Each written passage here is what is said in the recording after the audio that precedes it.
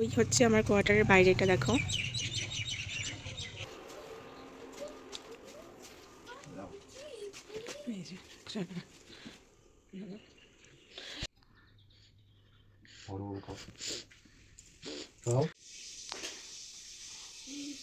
Hello everyone, good morning. কেমন আছো তোমরা সবাই? আই হোপ তোমরা সবাই খুব খুব ভালো আছো, আর আমিও খুব ভালো আছি।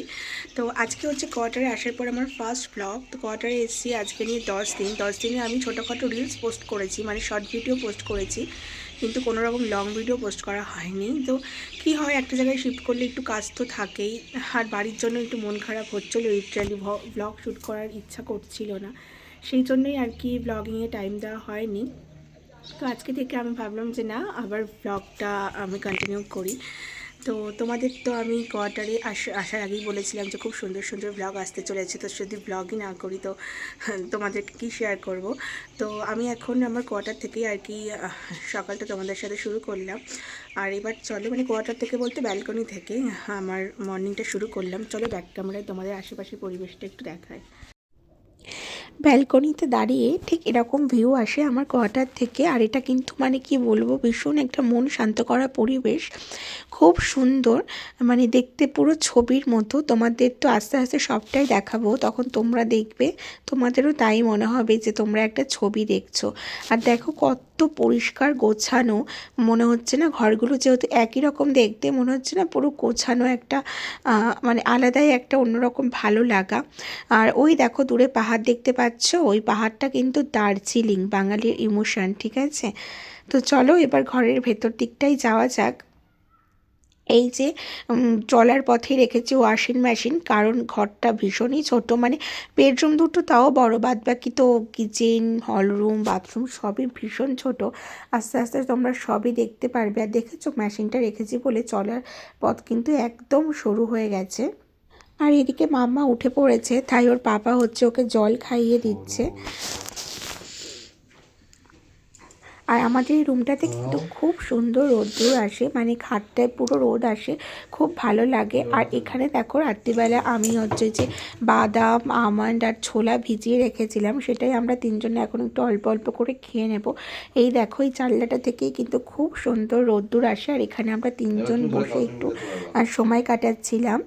আর তারপরে আমি চলে আসলাম তোমাদের দাদাভাইয়ের জন্য কফি বানাবো বলে। তো এই যে তোমরা ভাবছো বাটিতে কেন দিদিভাই কফি বানাচ্ছে, অ্যাকচুয়ালি কী বলবো, কোয়ার্টারে তো বাসনপত্র খুব বেশি এনেছি তা নয়, মোটামুটি এনেছি প্রয়োজনের মতো। তো আমি এনেছি দুটো সসপ্যান, জানো তো, একটাতে রয়েছে হচ্ছে মেয়ের দুধ, তারাও দেখাচ্ছি তোমাদের, এই যে এটাতে রয়েছে মেয়ের দুধ, আর নিচেরটাতে রয়েছে পিঠে। এবার যা আমি কফিটা কোথায় বানাবো, সেই জন্যেই ভাবলাম যে বাটির মধ্যে করে বানিয়ে দিই, বানিয়ে বাটিটা মেজে ধুয়ে রাখবো, কারণ আবার রান্না করতে গেলে কিন্তু আমার এই বাসনগুলো প্রয়োজন হবে। তো দেখে কফি বানিয়ে নিয়ে বানাতে গিয়ে দেখছি যে ওখানে চিনিটা নেই, তো চলে আসলাম কিচেনে চিনি নেওয়ার জন্য। তো চিনিটা নিয়ে গিয়ে তোমাদের দাদাভাইকে হচ্ছে কফি বানিয়ে দেব। আর আমার তো মা বাবা এসেছিলো, তোমরা সবাই জানো, আর মা বাবা কিন্তু চলে গেছে।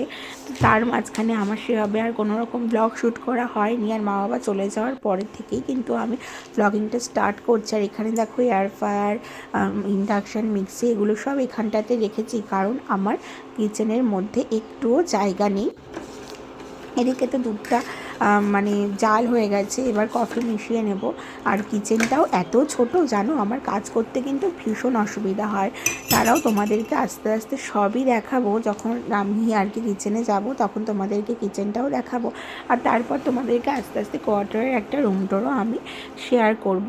জানো তো, এর আগে যখন আমি দেহরাদুনে ছিলাম, দেহরাদুনের কোয়ার্টারটা কিন্তু অনেক বড় ছিল, অনেক বড় ছিল।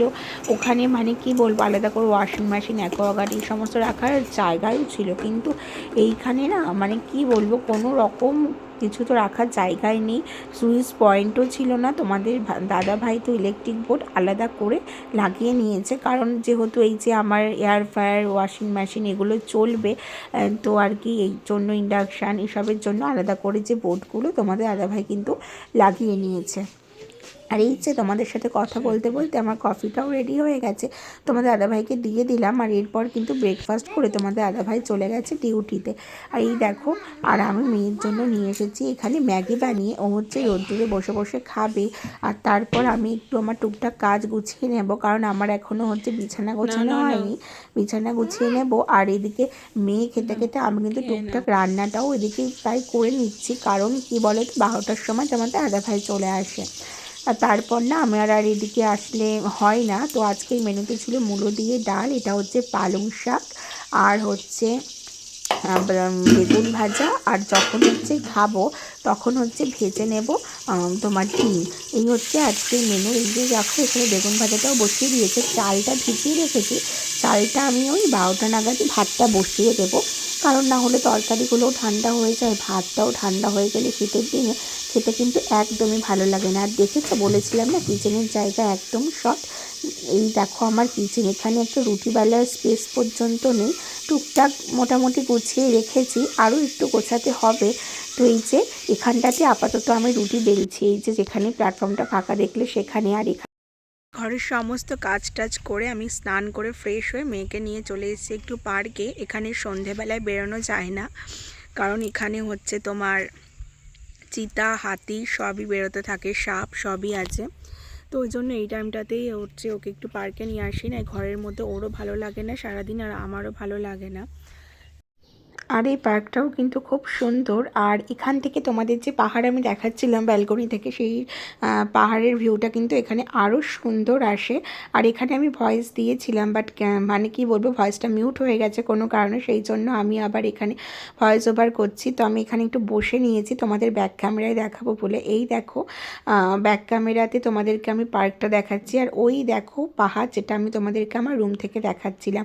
আর এই পার্কটা কিন্তু একদম আমার ঘরের সামনে, মানে আমার রুম থেকে আর কি, মানে ব্যালকনিতে দাঁড়ালে এই পার্কটাও দেখা যায়। এই পার্কটা কিন্তু ভালোই বড়, আর এখানে সব কিছুই আছে মোটামুটি। আর এই পার্কে না প্রচুর বাচ্চাও থাকে। আর আজকে না বাচ্চা অনেক কম দেখছি পার্কে। আর কি বলো তো, এই টাইমটাতে স্কুল টাইম, ছুটির দিন একটু বেশি বাচ্চা থাকে। তো এই টাইমে সবাই স্কুলে গেছে, সেই জন্যে আর কি যেসব বাচ্চারা আর কি স্কুলে যায় না। তিতিন তো এখন এখানে স্কুলে ভর্তি হয়নি, মার্চ মাসে ওর বাড়িতে পরীক্ষা আছে, তখন আমার বাড়িতে যাব পরীক্ষা দেওয়ানোর জন্য, তারপর এসে ওকে এখানে স্কুলে ভর্তি করাবো। আর ওই দেখো তিতিন কিন্তু একা একাই খেলছে, তাছাড়াও 2-3 জন আছে পার্কে। তো যাই হোক, আজকের মতো ব্লগটা এখানেই শেষ করছি।